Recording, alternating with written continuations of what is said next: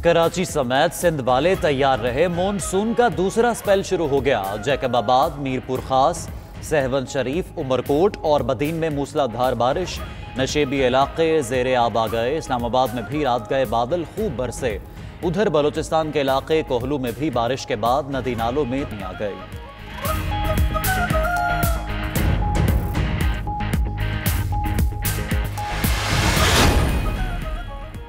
के इलेक्ट्रिक के दावे और हुकूमती यकीन दहानियां कारगर ना हो सकी।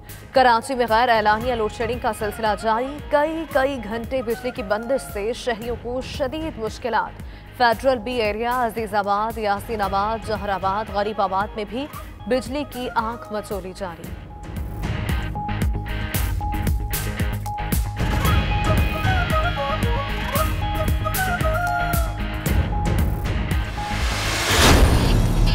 ईद कुर्बान से पहले आज आखिरी संडे। कुर्बानी के ख्वाहिशमंद हजरात मवेशी मंडियों का रुख करने लगे। खूबसूरत और नायाब नस्ल के जानवर तवज्जो का मरकज, मगर आसमान से बातें करती कीमतें होश उड़ाने लगी। खरीदारों का कीमतें ज्यादा होने का शिकवा तो व्यापारी मुनासिब दाम ना मिलने का रोना रोने लगे। ईद उल अजहा करीब आते ही सब्जियों और मसाला जात के रेट चढ़ गए। मार्केट में अदरक 450 रुपए, लहसुन 240 रुपए और टमाटर 120 रुपए किलो फरोख्त। सब्ज मिर्च 160 रुपए, प्याज 50 रुपए और आलू 80 से 100 रुपए तक बिकने लगा।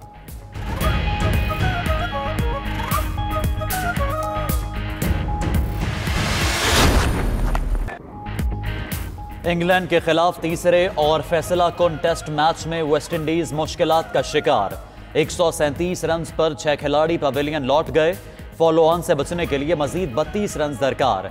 इंग्लैंड की टीम पहले इनिंग्स में 369 रन बनाकर आउट हुई थी।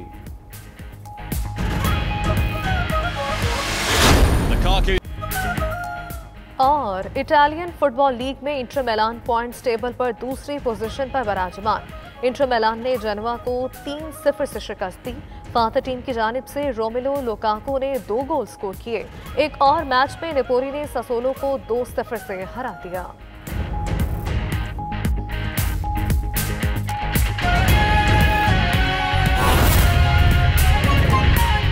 कि वजीर मुराद सईद इस वक्त प्रेस कॉन्फ्रेंस कर रहे हैं। जिस तरह हमने पूरी दुनिया इस वक्त मिसाल दे रही है कि जो बेहतरीन इकानमीज थी, बेहतरीन हेल्थ निज़ाम था, वो किस तरह इसके सामने बेबस दिखाई दिया और हम सब ने मिलकर किस तरह इसका मुकाबला किया। तो इस SOPs पे हमने अब ज़रा आते हैं। कुछ देर पहले एक प्रेस कॉन्फ्रेंस हुई और आगाज में ही उन्होंने सिलेक्शन की बात की।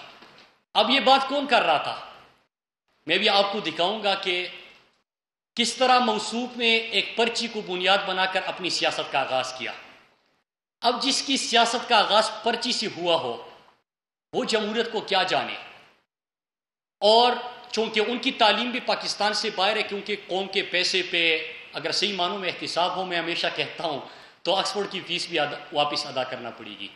तो अगर सही मानों में एहतिसाब इस मुल्क के अंदर हो तो आप देख लेंगे कि उनको अपनी फीस भी वापस अदा करना पड़ेगी। लेकिन इससे एक और नुकसान भी हो रहा है कि उनको पाकिस्तान की तारीख का इल्म ही नहीं है। मैं चंद हक़ाइक़ आपके सामने रखूंगा। सबसे पहले आपको याद होगा कि पीपल्स पार्टी जिसकी बुनियाद जुल्फ़िकार अली भुट्टो ने रखी थी, ये तो खैर भुट्टो की पार्टी रही नहीं, ये तो जरदारी ने और फर्जंद जरदारी ने एक मखसूस इलाके की जुमात इसको बना के रख दिया है। लेकिन उनकी सियासत का आगाज कैसे हुआ था? आपको याद होगा सिकंदर मिर्जा को लिख के गए खत का और किस तरह वो तारीफें हुई थी। इनको तारीख का इल्म नहीं है। मैं वो खत पढ़ के सुनाने की बजाय मीडिया के ऊपर छोड़ देता हूं कि जब इनकी प्रेस कॉन्फ्रेंस दिखाई जाए तो उस वक्त गुजारिश ही कर सकता हूं कि अगर उस खत का भी कौम को पता चले कि किस अंदाज से तारीफें हो रही है, कौन किसको डैडी कहता था। और मैं कहूँगा कि ये आपकी स्क्रीन के सामने अगर आप कैमरे उधर कर दें तो अयूब खान और भुट्टो की, आप अगर प्लीज़ उधर बैठ जाइए, तो अयूब खान और भुट्टो की, और जब भुट्टो हल्फ ले रहा था अयूब खान से तो सिलेक्शन का अगर वो मंजर भी आप दिखा दें, फिर उसके बाद दूसरी जुमात बनी, और वो किस तरह बनी, वो किसी को एक्टर बनाना था, रंगीला के पास भेजा था। उन्होंने कहा कि ये एक्टिंग नहीं कर सकता।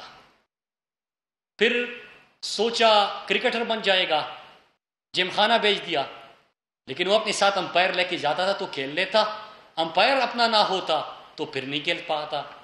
लिहाजा एक्टिंग में भी नाकाम, उसके साथ साथ क्रिकेटर बनने में भी नाकाम, और फिर उसके बाद जनरल जियाउल हक, जनरल जिलानी, आपको पूरी कहानी पता है कि किस तरह उनकी कोख से इसकी सियासत ने जन्म लिया।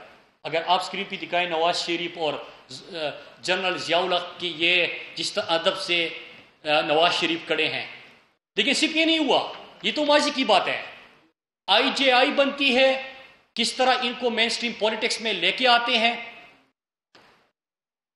और फिर उसके बाद मैं 1 महीने पहले का एक क्लिप आपको दिखाऊंगा कि आज भी इनके छोटे मियाँ को इसकी पड़ी है, सेलेक्टर ढूंढ रहा है, शॉर्टकट ढूंढ रहा है, चोर दरवाजा ढूंढ रहा है। जरा वो मंजर भी दिखाइए कि क्या कहा शहबाज शरीफ ने और शहबाज शरीफ के हवाले से क्या बात हुई।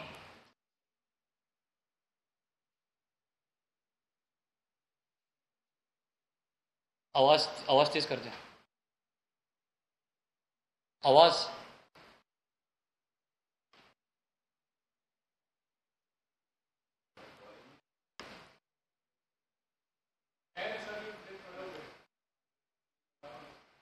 जी, मैं कौम को दिखाना चाहता था, सुनाना चाहता था कि ये पूरा कौम देख लेती कि आपने देखा कि किस तरह पर्ची पे इनके सियासत का अपना आगाज हुआ, किस तरह कौन किसको डैडी कह के अपनी सियासत का आगाज करते, पहले काबीना में आते और फिर उसके बाद दूसरी तरफ। अगर आप बैठ जाइए प्लीज।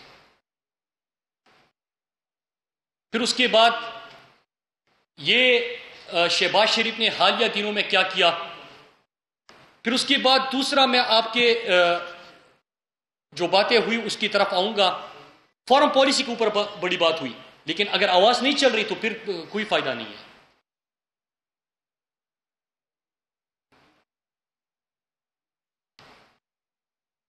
आवाज इसकी बंद कर दे। फॉरेन पॉलिसी के ऊपर बात हुई। मैं ये मनाजिर आज आपको दिखा रहा था कि किस तरह जब ये हुकूमत में थे तो ख्वाजा आसिफ जब अमेरिका जाता है तो क्या कहता है, वहां पे इमरान खान के बारे में कहता है कि ये बड़ा दीनी है, इस्लाम की तरफ इनका रुझान है, दीन पसंद है, सच्चा मुसलमान है, हम बड़े लिबरल हैं, हमें मौका दे रहे हैं, हम आपकी अच्छी खिदमत करेंगे। इसके साथ जो गिलानी की हुकूमत थी, जरदारी की हुकूमत थी, वो अमेरिका जाके और अमेरिकन एम्बेसडर से मिलकर कहते हैं कि आप ड्रोन हमले करते जाए, हम पार्लियामेंट में शोर मचाएंगे, उसके ऊपर खामोश हो जाएंगे। ये थी इनकी फॉरेन पॉलिसी।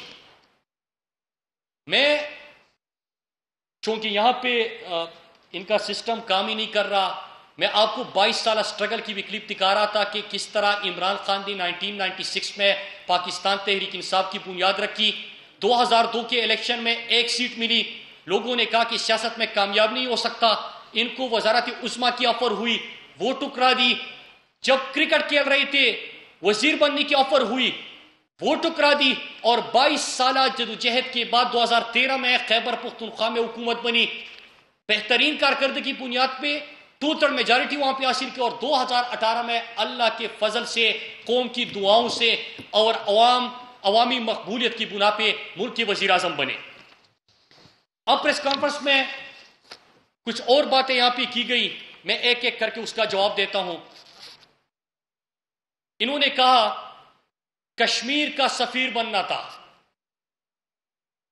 मैं पहले सवाल करूंगा, फिर कश्मीर के मुकदमे के ऊपर बात करूंगा। राजीव गांधी जब पाकिस्तान आ रहा था तो उस वक्त कश्मीर का बोर्ड इस्लामाबाद से किसने हटाया था? 80s में किसकी हुकूमत थी? बेनजीर की। जब राजीव गांधी इस्लामाबाद आते हैं तो उसमें कश्मीर का बोर्ड भी वो हटा देते हैं। क्या खौफ था, क्या डर था?